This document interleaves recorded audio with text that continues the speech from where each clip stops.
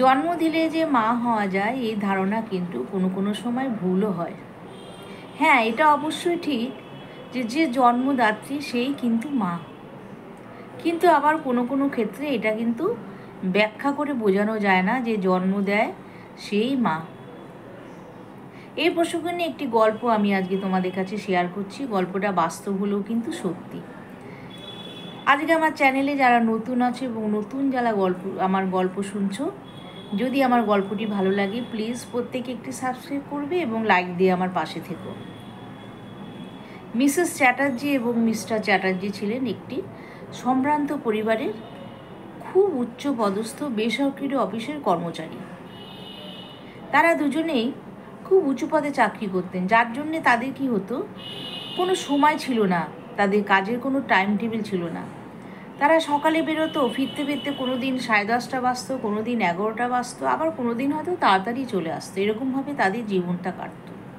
তারা দুজনেই কিন্তু একই অফিসে কর্মরত ছিল এবং সেখান থেকে তাদের পরিচয়, তারপরে প্রেম, তারপরে তাদের বিয়ে। বিয়ের পরে তারা কিন্তু চুক্তি করেছিল যে আমাদের কোনো ইস্যু হবে না, কারণ ইস্যু হলে কি হবে, তাকে দেখভাল করার জন্য একটি মানুষ লাগবে এবং তাদের পক্ষে তো সম্ভব না সে দেখভাল করা। যার জন্য কিন্তু তারা অনেক বছর ধরে বিয়ের পরেও তাদের কিন্তু কোনো ইস্যু ছিল না। বাড়িতে বেশ চাকর বাকর ছিল, তাদের উপরে সংসারটা ধরা ছিল, কারণ তারা বাড়ির কোনো খেয়ালই রাখতো না, কারণ সময় কোথায়, তারা টাকা ফেলে দিত, চাকর বাকরাই হিসাব নিকেশ করে যা সংসারী জিনিসপত্র রান্না বান্না সব কিছু তারাই করত। কিন্তু ভগবানের খেলা, আঁকা যে আসবেই পৃথিবীতে, যার জন্যে কিন্তু একদিন মিসেস চ্যাটার্জির একটি ইস্যু হলো।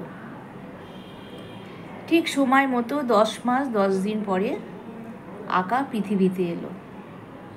পৃথিবীর ভূমিতে যে সে যখন হলো, তখন এমন এক অভিমানী কান্না সে কাঁদলো, সারা নার্সিংহোম যেন প্রত্যেকে টের পেলো যে এই 5 নম্বর রুমে একটি বাচ্চা হয়েছে।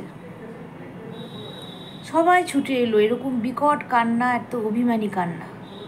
সবাই এসে দেখলো যে সুন্দর ফুটফুটে বেশ ভালো ওজনের 3 কেজি ওজনের একটি কন্যা সন্তান 5 নম্বর রুমে হয়েছে মিসেস চ্যাটার্জির। কলিগরা সবাই ফুলের তোড়া নিয়ে তাকে দেখতে আসলো। কন্যা সন্তান হওয়াতে সবাই খুশি, তারাও বেশ খুশি। এবার যখন নার্সিংহোম থেকে ছাড়া পেল, তাদের মধ্যে কিন্তু মিসেস চ্যাটার্জি এবং মিস্টার চ্যাটার্জির মধ্যে কিন্তু প্রায় ঝগড়া লেগে থাকতো। এই কারণেই যে এখন বাচ্চাটা তো হয়ে গেল, একে তখন মানুষ করতে হবে, এখন আমরা সময় দেব কী করে। মিসেস চ্যাটার্জি বলে আমি তো চাইনি। আবার মিসেস চ্যাটার্জি একথাও বলে ভগবানের অশেষ কৃপা যে আমাদের কোল ভরে এসেছে একটা কন্যা সন্তান, একে তো এখন আমাকে ভালো মতো মানুষ করতে হবে। এরকম নানান ধরনের চিন্তা ভাবনা তাদের মধ্যে চলতে থাকে এবং তাদের মধ্যে কিন্তু আবার মন কষাকষি হয় সেই কন্যা সন্তানটিকে নিয়ে, অর্থাৎ আঁকাকে নিয়ে। ভালোবেসে তারা নাম রেখেছিল মেয়ের আঁকা। সেই ছোট্ট আঁকাকে দেখভালের জন্যে লাস্টে কী করলো, তারা একজন গভর্নেন্স ঠিক করলো। সেই কিন্তু তাকে দেখভাল করত। শিক্ষিত সুন্দরী একজন গভর্নেন্স তাদের বাড়িতে রাখা হলো মাসে 25,000 টাকা মায়না দিয়ে। কারণ একজন মা যা কাজ সেই তিনিই কিন্তু, তার নাম ছিল সুপর্ণা দেবী।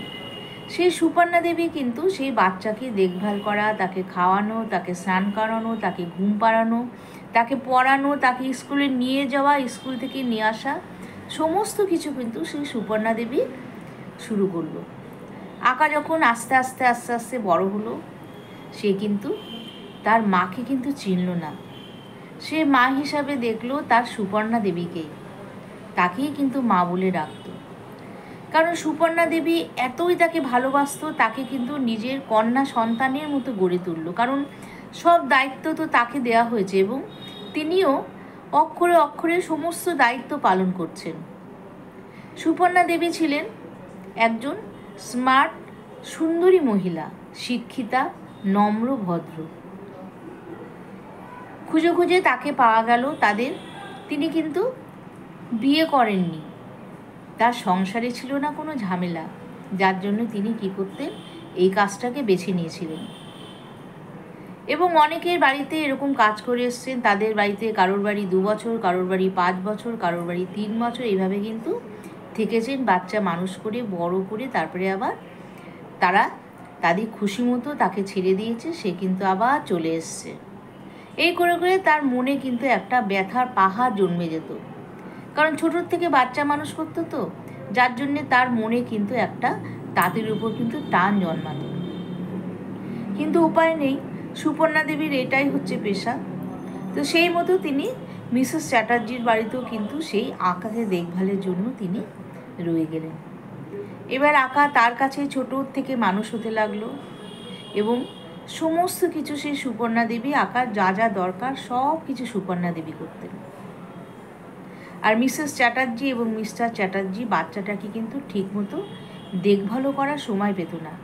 সারাদিন পরে যখন তারা বাড়িতে আসতো দেখতো বাচ্চা ঘুমাচ্ছে, আবার যখন তারা বেরিয়ে যেত তখনও দেখতো সকালে তার বাচ্চা ঘুমোচ্ছে, যার জন্য কোলে নিয়ে আদর করা বা তাকে ব্রেস্ট মিল্ক দেওয়া সেটা কিন্তু মিসেস চ্যাটার্জির পক্ষে সম্ভব ছিল না। কারণ ব্রেস্ট মিল্ক দেওয়া ওটুকু বাচ্চাকে কিন্তু ভীষণ জরুরি ছিল, কিন্তু তাদের ফিগার নষ্ট হয়ে যাবে বলে সে কিন্তু এটাতে অ্যালাউ করতো না। যার জন্য সুপর্ণা দেবী কিন্তু তাকে কিনে এনে তাকে ব্রেস্ট মিল্ক তাকে খাওয়াতো। এভাবেই চলছিল তাদের দিন। এবার আঁকা তো আস্তে আস্তে বড় হলো। বড় হওয়ার পরে তার স্কুলে ভর্তি হওয়ার সময় হলো এবং স্কুলে ভর্তি হওয়ার সময় কিন্তু মিসেস চ্যাটার্জি মিস্টার চ্যাটার্জি কিন্তু যাওয়ার সময় পাচ্ছে না। কিন্তু তখন তো যেতেই হবে, বাবা মার পরিচয় কী সেটা তো দিতে হবে। তো অতি কষ্টে সেই দিনটায় তাদের বাচ্চাকে ভর্তি করে আসলো। এবার তো প্যারেন্টস মিটিং হয়। প্যারেন্টস মিটিংয়ে কিন্তু মিসেস চ্যাটার্জি মিস্টার চ্যাটার্জি কেউ যেতে পারেন না।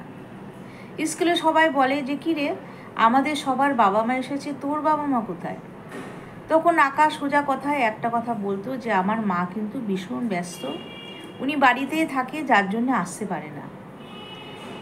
এই করে করে আকার মনে কিন্তু একটা বিশাল অভিমান জন্মালো, কারণ তার মা থেকেও নেই, তারা এতই ব্যস্ত।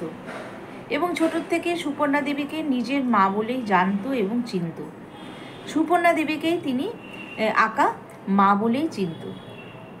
তো একবার প্যারেন্টস মিটিং যেতে হবে, সুপর্ণা দেবীকে সেখানে কিন্তু যেতে হলো, কারণ মিসেস চ্যাটার্জি বলল সুপর্ণা দেবী আপনি কিন্তু প্যারেন্টস মিটিংয়ে যাবেন, কারণ আমাদের কিন্তু এতটুকু সময় নেই, আজকে কিন্তু আমাদের একটা বিশাল বোর্ডের মিটিং আছে, আমাদের কিন্তু সেখানে অ্যাটেন্ড হতেই হবে। তো সুপর্ণা দেবী কী করবে, আঁকার সাথে কিন্তু সেই প্যারেন্টস মিটিংয়ে গেল। গিয়ে সেখানে যা করার করলো, করে বাড়ি এসে সুপর্ণা দেবী আবার রীতিমতো আঁকার কাজে লেগে গেল। আঁকার মনে কিন্তু ধীরে ধীরে মার এক বিরুদ্ধে, বাবার বিরুদ্ধে কিন্তু অভিমান জন্মালো। এবার কি হলো, একদিন আঁকা সুপর্ণা দেবীকে তার মায়ের সামনে মা বলে ডেকেছে যে মা, আজকে আমাদের স্কুলে প্যারেন্টস মিটিং ডেকেছে, তুমি কিন্তু যাবে। এই কথা শুনে সুপর্ণা দেবী কিন্তু ভীষণ রেগে গেলেন। বললো আমি তো তোমার মা আঁকা, তুমি সুপর্ণা দেবীকে বলছো কেন? উনি তো তোমার গভর্নেন্স, ওনাকে তো রাখা হয়েছে তোমাকে দেখভালের জন্যে। আঁকা কিন্তু তার কোনো কথার উত্তর দিল না। সে সোজা সুপর্ণা দেবীকে জড়িয়ে ধরে বলল, মা মা তুমিই যাবে। মিসেস চ্যাটার্জি কিন্তু এতে ভীষণ রেগে গেলেন, তিনি প্রকাশ করলেন না। কয়েকদিন পরে মিসেস চ্যাটার্জিরা ঠিক করলো যে সুপর্ণা দেবীকে ছাড়িয়ে দেবেন। মেয়ে তখন ক্লাস 10-এ উঠেছে সবে।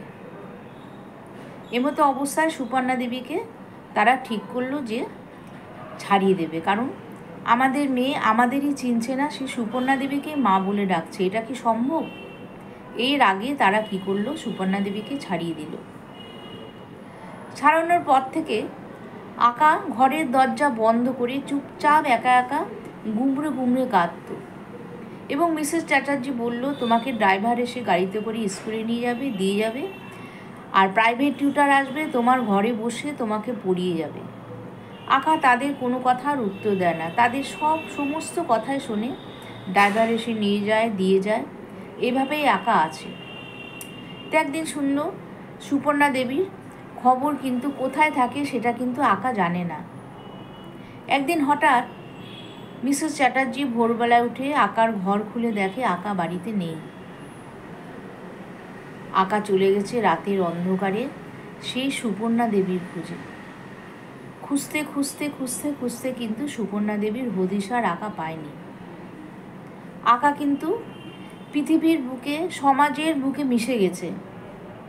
সে যে কী অবস্থায় আছে তার কোনো খবরই কেউ পাচ্ছে না।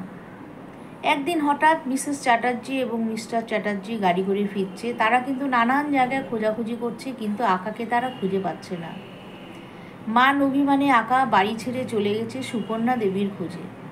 কারণ সে তো জানে সুপর্ণা দেবী তার মা, যে তাকে জন্ম থেকে বড় করলো, তাকে হাতে করে খাওয়ালো, তাকে স্কুলে নিয়ে যাওয়া, পড়ানো। কারণ তার মায়ের তো কোনো দায়িত্বই ছিল না, তার মা তো কারোর জন্মই দিয়েছে।